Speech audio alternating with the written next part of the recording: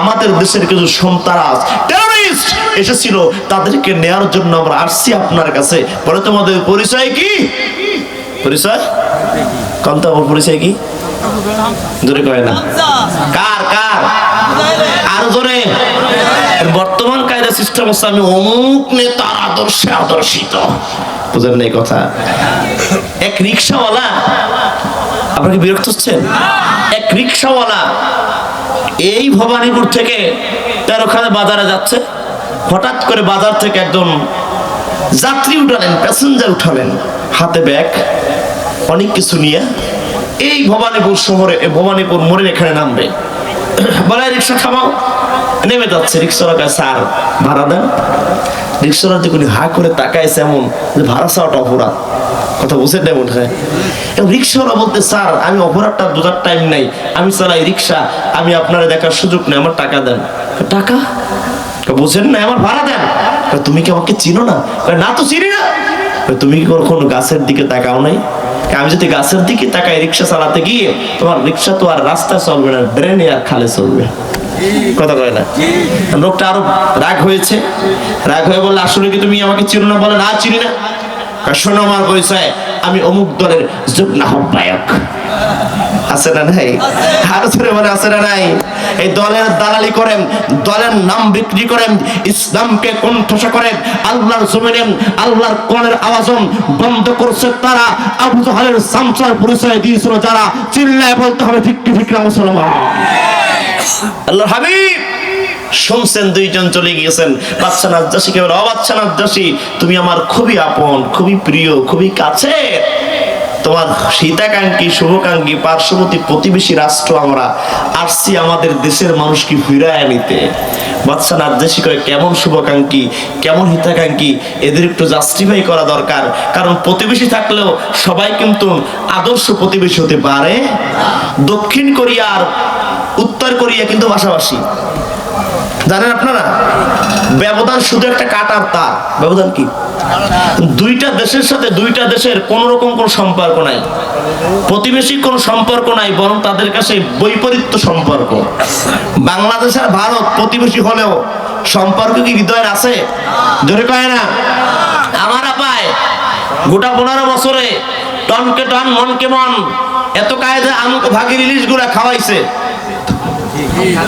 আমরা পাঠাইছি ইলিশ, আর সময়ের কালে আমাকে বালিশ তারা সহায় দিছে। যখন লাগে পানি দেয় নাই তখন উনি, যখন চাই পানি তখন দেয় নাই পানি, যখন লাগে না পানি বন্যা বয়া সিলেট ভাসিয়েছে, কক্সবাজার ভাসিয়েছে। বন্যা বয়া বাংলার মানুষকে নির্যাতন করে এমন কাট্টা কাফের ডাকাত মার্কা গাদ্দার নিমক হারাম ইলিশ খান্য প্রতিবেশী আমরা চাই। বুঝেন আওয়াজ? বুঝেন? বন্ধ করেন আমার আল্লাহর হাবিবের শুনছেন যে বাদশা নাজ্জাশীর কাছে কি বললেন? আমার আবু জাহালের ভালো করে বলেন, ভালো করে বলেন। চামচা গলায় নাই মগো গামছা। আবু জাহালের চামচারে কেন আসছো? বাদশা নাজ্জাশী, আমরা আসছি মুসলমানদের ধরে নেওয়ার জন্য। দুইটা কারণে তারা টেনশন ফিল করতো। কয়টা কারণ? এক নাম্বার, মুসলমানরা যদি যায় তাদেরকে আর শাস্তি দিতে পারবো না। দুই নাম্বার, যেই বিষয়টা নিয়ে আবু জাহাল বড় ভয় পেত, মুসলমানদের ধর্ম সত্য, মুসলমানদের নবী মুহাম্মদ রাসূলুল্লাহ সাল্লাল্লাহু আলাইহি সাল্লাম জীবন আদর্শ সত্য, বিন্দুমাত্র কালিমা নাই, দাগ নাই, মিথ্যা নাই। এই নবীর জীবনে কোনো দাগ নাই, কালিমা নাই। আবু জাহাল জানে। আবু জাহাল চিন্তা করে, কাফেররা, বাদশা নাজ্জাশী ভিন্ন দেশের মানুষ, ওই ইহুদিরা খ্রিস্টানরা যদি মুসলমানদের দেখে, ওদের আদর্শ দেখে, ওদের চলাফেরা দেখে, ওদের মেসওয়াক করা দেখে, ওদের সুন্নাতের পাবন্দি দেখে পাগল পারা হয়ে যাইয়া ওদের দলের তরিকাভুক্ত হয়ে যাবে, ওদের আশেক হয়ে যাবে। আমরা তো তখন বাদশা নাজ্জাশীকে হাতছাড়া করে ফেলবো। এই দুইটা কারণে পাঠায় দিলাম, যাও যে ওই তাড়াতাড়ি মুসলমানদের ধরে নিয়ে আসো। মুসলমানদের আনার জন্য হাজির হয়ে গেল। যখন বাদশা নাজ্জাশীও জানতো না তার দেশে মুসলমান ঢুকছে। এতদিন ওই মুসলমানেরা আনাচে কানাচে দেশের বিভিন্ন জায়গায় ছড়ায় ছিটায় আত্মগোপন করে খায়, কখনো না খায় থাকে। আমার আল্লাহ হয়, আমার সাথে যারা পাল্লা দেয় আমি আল্লাহ এমন করে দেয় ওই দুইজন যাওয়ার কারণে বাকি 101 জন আজকে আমার আল্লাহর অর্ডার অনুযায়ী তারা আজকে রাজকীয় মেহমানে তৈরি হয়ে যাবে। বাদশা নাজ্জাশী ডেকে বলে, আমার সেনাবাহিনী কই? যাও, এই দেশের ভিতরে মুসলমান নাকি প্রবেশ করছে, তাড়াতাড়ি তাদেরকে পাকড়াও করো, আমার দরবারে হাজির করে দাও। মুসলমানদের সালাম দিলেন, যখন মুসলমান ঐক্যবদ্ধ হয়ে হাজির হলো তখন তাদের ভিতর থেকে আল্লাহর নবীর চাচাতো ভাই জাফর ইবনে আবি তালিব রাদিয়াল্লাহু তাআলা আনহু তাদের ভিতরে প্রতিনিধিত্ব করলেন, নেতৃত্ব দিলেন, লিডার হলেন। তাদের ভিতরে নেতা 101 জন হাজির হলো। যখন বাদশা নাজ্জাশী তাদের দেখে মায়ে পড়ে গেল, তখন তাদের আদব, তাদের বিনয়, তাদের চলাফেরা, একজন নবীর আদর্শের সৈনিক, নবীর আদর্শওয়ালা বান্দার চলাফেরা দেখে, আদর্শ দেখে মানুষ পাগল হয়ে যায়। কথা বলুন ঠিক না বেঠিক?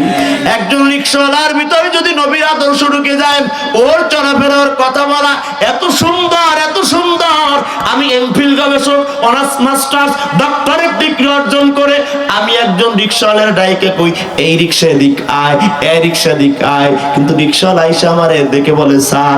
একজন ভ্যানওয়ালা, একজন দিনমজুরও দেখে উঠাইতে বলে স্যার কই যাবেন? একজন রিকশাওয়ালা তো সুন্দর ব্যবহার করতে পারে, কিন্তু আমি এমফিল গবেষক হয়ে অনার্স মাস্টার্স কমপ্লিট করে একজন রিকশাওয়ালার মতো ব্যবহারও আমার দিলে আসে না। তার মানে আমার এই শিক্ষার কোনো দাম নাই, আমার এই শিক্ষিত হওয়ার কোনো দাম নাই। নবীর আদর্শ যদি বহন করতাম, আমার কাছ থেকে রিকশাওয়ালা নয়, দুনিয়ার এমপি, মন্ত্রী, প্রধানমন্ত্রী শিখতো। ধরে কোন ঠিক না বেঠিক? অশান্ত জমিনকে শান্ত করতে, বৈপরত্য দূর করতে, বৈষম্য দূর করতে, উঁচু নিচু, কালো ছোট বড় সব ভেদাভেদ ভুলে যেতে আল্লাহর নবীর আদর্শের বাইরে জীবন করার কোনো কায়দা নাই। এইভাবে জীবন করলে জীবনে কোনো ফায়দা নাই। আল্লাহ নবীর সাহাবারা হাজির হলেন। বাদশা নাজ্জাশী ডেকে বলো, মুসলমানেরা তোমরা এখানে কেন আসছো? বলে আমরা আত্মগোপন করতে আসছি। মক্কার আবহাওয়া আমাদের জন্য ভালো না, যেখানে পায় সেখানে আমাদের জন্য মারি দেয়। আমার মা আমারে খাবার দেয় না, আমার বাবা আমারে খাবার দেয় না, ক্ষুধার যন্ত্রণা সহ্য করতে পারি না, বাবা আমারে মেরে মেরে ঘর ধাক্কা দিয়ে ঘর থেকে বের করে দেয়। বাদশা নাজ্জাশী বলে, মুসলমান তোমাদের কথা আমার মনে ভালো লাগলো, আমি তোমাদেরকে আমি বিশ্বাস করতে চাই না, আমি বিশ্বাস করলে পরীক্ষা করতে চাই। তোমরা যদি সত্যি ধর্ম নিয়ে আসো, আমি জ্ঞানী মানুষ, আমি জানি, আমি খ্রিস্টান ধর্মের মানুষ, আমি কিতাব অধ্যয়ন করেছি, আমার এখানে অনেক পোপরা আছে, পাদ্রীরা আছে। ও মুসলমানের নেতা আবু জাফর ডেকে বললেন, তুমি যদি এত কিছু বলো, তোমার আমরা কয়েকটা প্রশ্ন করব, প্রশ্নের জবাব দিতে পারবো যখন আমি বিশ্বাস করব, জবাব দিতে পারলে তোমরা সত্য, তোমাদের নবীও সত্য। আরো জোরে কন্যা সুবহানাল্লাহ। বাদশা নাজ্জাশী বলো, মুসলমানের নেতা বলো, বলো